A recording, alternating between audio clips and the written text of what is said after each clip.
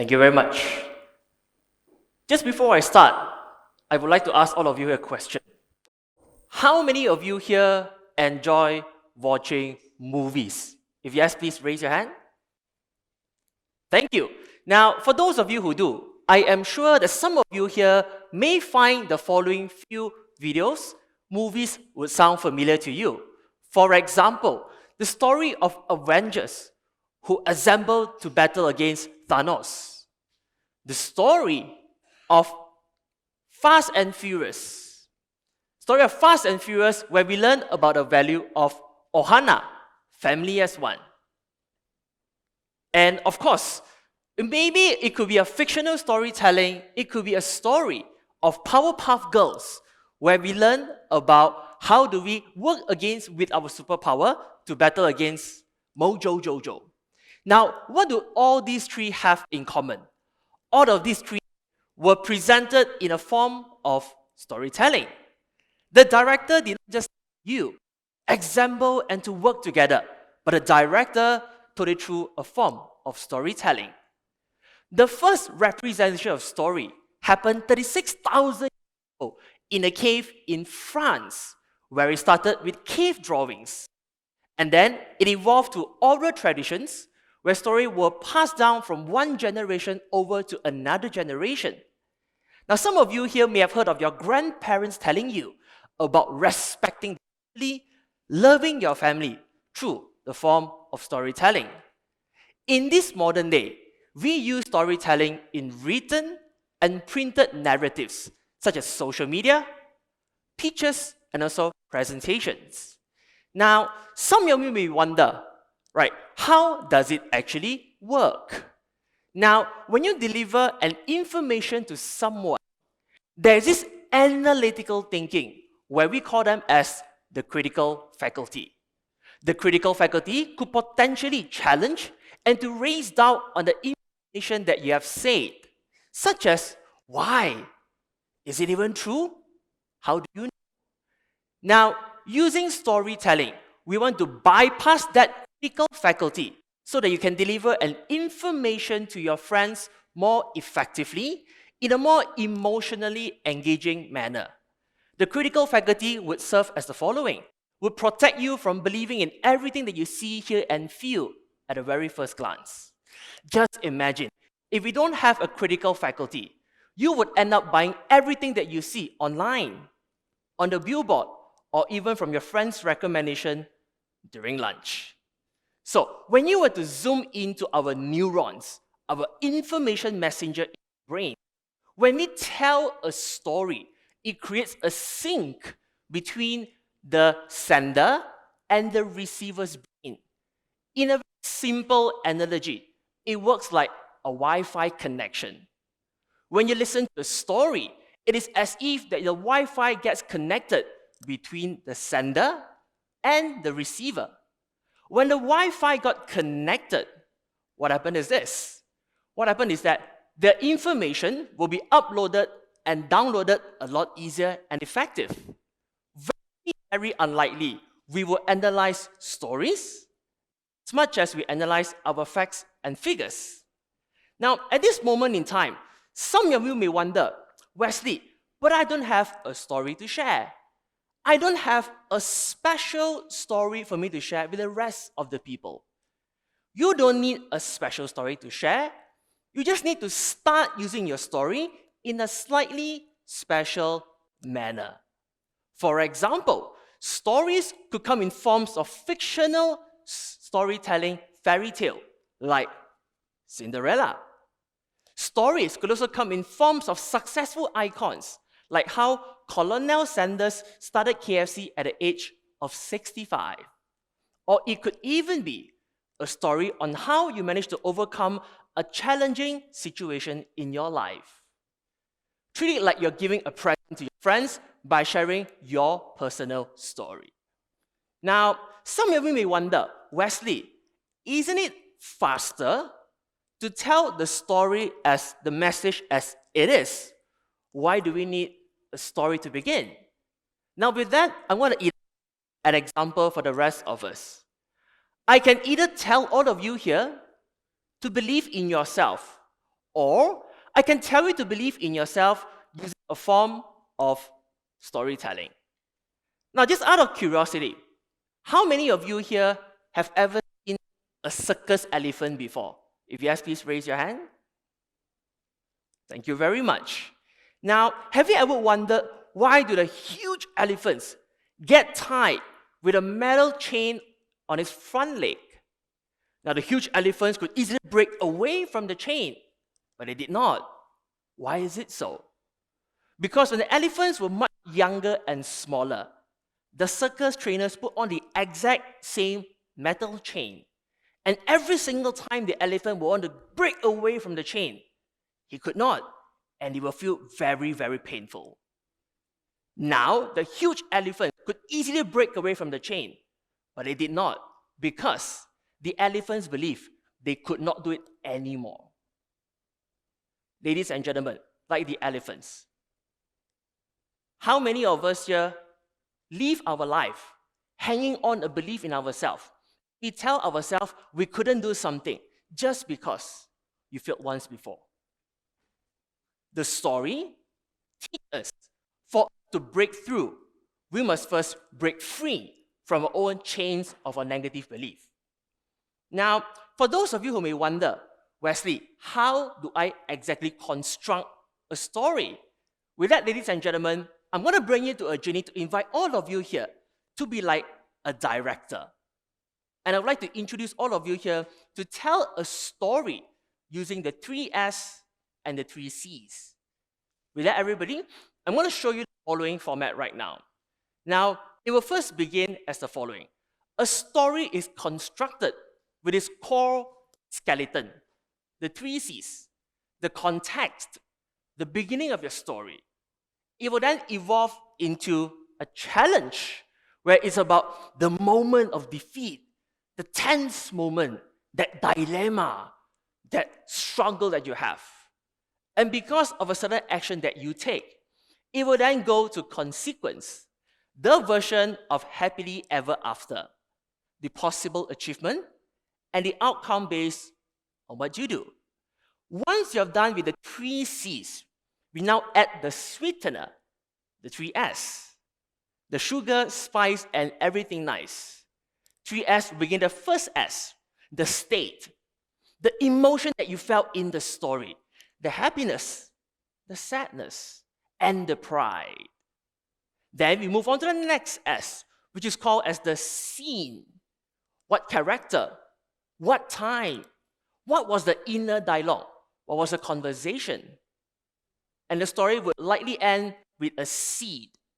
A seed is when you reveal the moral of the story, your intention, and your desired message. With that, ladies and gentlemen, I would like to exhibit on how we could all use our 3C and 3S by sharing you the following. I can either tell you to commit to your passion, or I can tell you to commit to your passion using a story. And this time, it will be my personal story. Ladies and gentlemen, that's the picture of me, my mom, and my dad. And that's how I got my small eyes from. What happened was, many years ago, I graduated as a chemical engineer. And I was very grateful. I graduated as a top student of my university. Despite that, I did not choose engineering as my career option.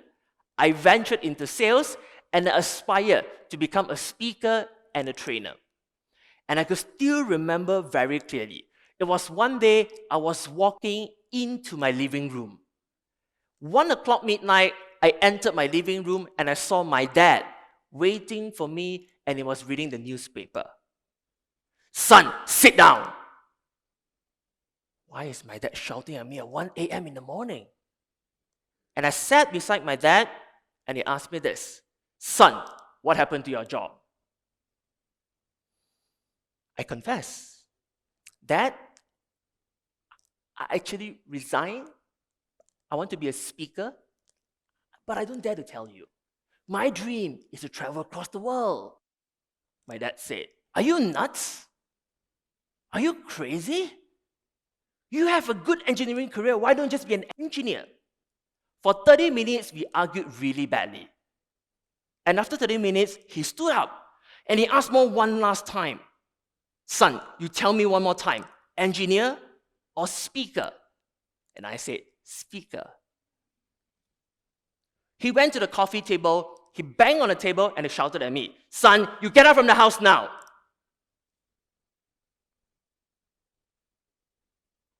1:30 in the morning, I was chased out from my house. I didn't know what to do.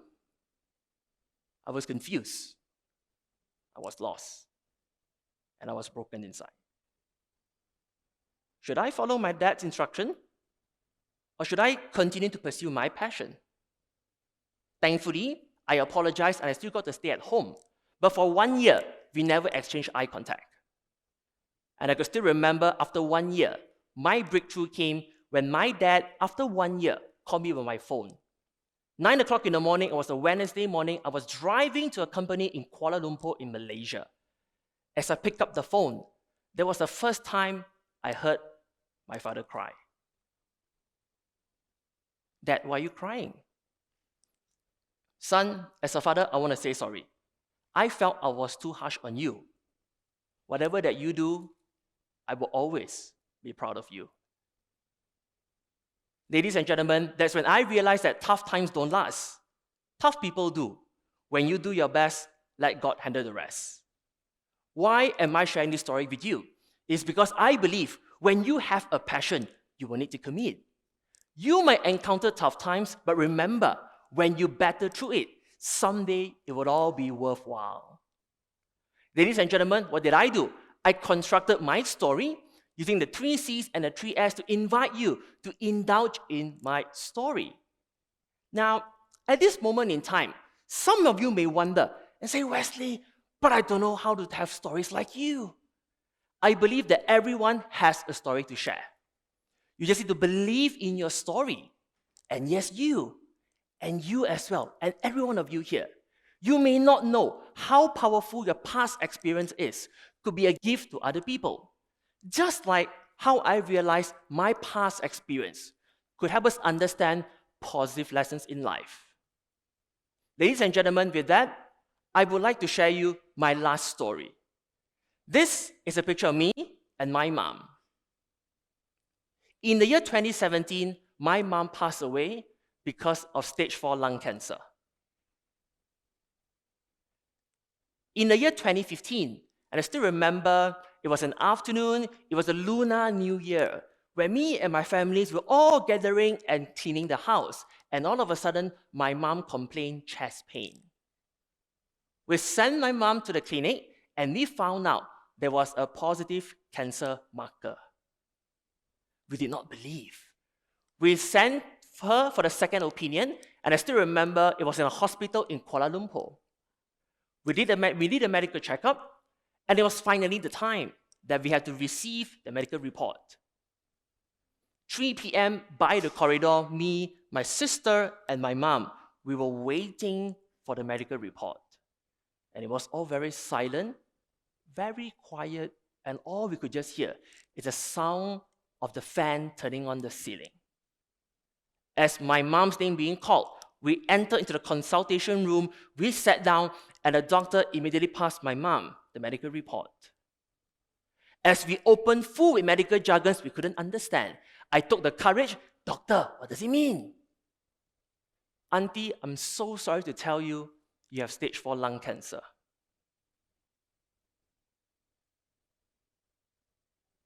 I asked the doctor, "How many more months can my mom survive if we don't proceed with any treatment?" 6 months. "Wesley, if you don't do any treatment, your mom could potentially only survive for the next 6 months." Ladies and gentlemen, there was a time in my life that I felt that in my life, I had a countdown timer of 6 months. We went ahead with the treatment. Thankfully, my mom survived more than 6 months, and she lasted 2 years. Everything was fine until the end of 2016, where her cancer cells spreaded to the brain. When someone develops brain cancer, they will start losing basic functions. I remember my mom couldn't remember she put her phone. She couldn't remember where she put her keys. She couldn't remember what she ate. And it was a time that we sent her to the doctor again. The doctor brought me to a corner and said, Wesley, spend some time with your mom at home. You don't have to bring her here anymore. And I understood the message. We spent time with her, and she started losing basic functions like she couldn't walk. And I could still remember it was an evening, and I was feeding her, and all of a sudden she was on a wheelchair, and she asked me, "Who are you?" That was the most painful memory I've ever had with my mom. Imagine your very own mom don't even recognize who you are. Despite how sad I was, I had to fulfill my responsibility to take care of my mom. 13 January 2017, 6:30 in the morning, she was already bedridden. She couldn't breathe. She was badly gasping for air. And she couldn't breathe. We knew her time was to come. Our family members went down there and we read our prayers. 7:30 in the morning, she took her last breath. Just before she passed away, she held my hand, she let go, and she gave me one last smile, the smile of a motherly love, and she passed away. I may have lost my mom, but I gained one of the most important lessons in life, and it's called urgency. Urgency is when you start to act now, to appreciate everything that you have and to put into good use. To learn from as much as you can for the next upcoming speakers and to put into good use. Ladies and gentlemen, I believe that all of you here, you would have stories to share. And everyone is a writer. Some are written in the books. Some are confined to the hearts. Some are kept as beautiful memories in your mind. And I would like to urge all of you here to act now, to share your story when you are delivering your information. Because chances are, someone will be inspired by your story. Someone will be motivated by your story. And someone else could keep your story as a motivation to keep fighting in their life. Ladies and gentlemen, let's together exercise and use storytelling to make the world a better place. And before I end, I would like to leave this one question to the rest of us here in the hall. Everyone has a story. What is yours? Thank you very much.